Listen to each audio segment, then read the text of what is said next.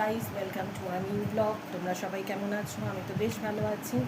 প্রথমেই সকালবেলা ঘুম থেকে উঠে ঠাকুরের নাম করলাম। এবার বাদ বাকি একটু কাজকর্ম এগিয়ে নিয়ে তোমাদের সাথে কথা বলবো আর উইশ করছি তোমাদের সবার দিনটা খুব ভালো কাটুক। হ্যালো গাইস, আমি এখন লাল শাক কাটছি। দেখেছো শাকগুলো কি ফ্রেশ না বলো? হাই ফ্রেন্ডস, এই ছেলে বেরিয়ে গেল স্কুলে, তারপর চলে এলাম তোমাদের সাথে একটু আড্ডা দিতে। আর তোমরা তো জানো একটু চা না খেলে আমার হয় না। একটু চা হাতে নিয়ে বসলাম।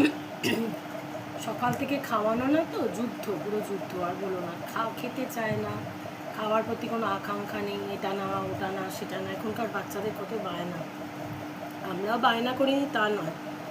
আর বলো না, এবার একটা প্রস্ত রান্নার পাট কিছুটা মিটিয়ে দিয়ে এলাম। এবার আবার যাবো রান্না করতে। তো ভাবলাম সেই ফাঁকে সে একটু আড্ডা মেরে যাই তোমাদের সাথে।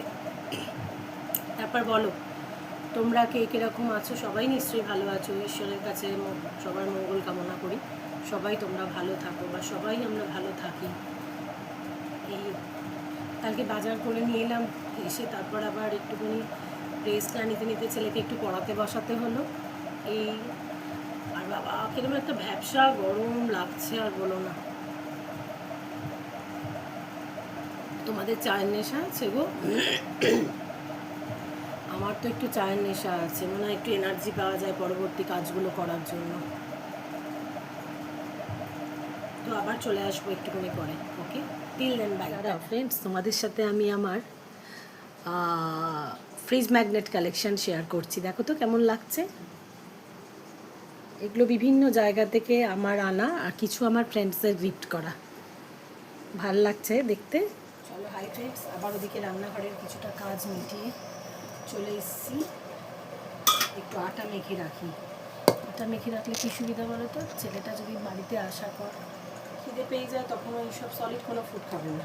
যাওয়ার সময় তো ভাত একদম সেরকম খেয়ে যায় না, দুমুঠো ভাত খেয়ে যায় না, একটু জল খেয়ে দাও। ভাত খেয়ে যায় না। আর তারপর এসে মা একটু চানাচুর দাও, টিফিনও তথই বছর নিয়ে যাবে।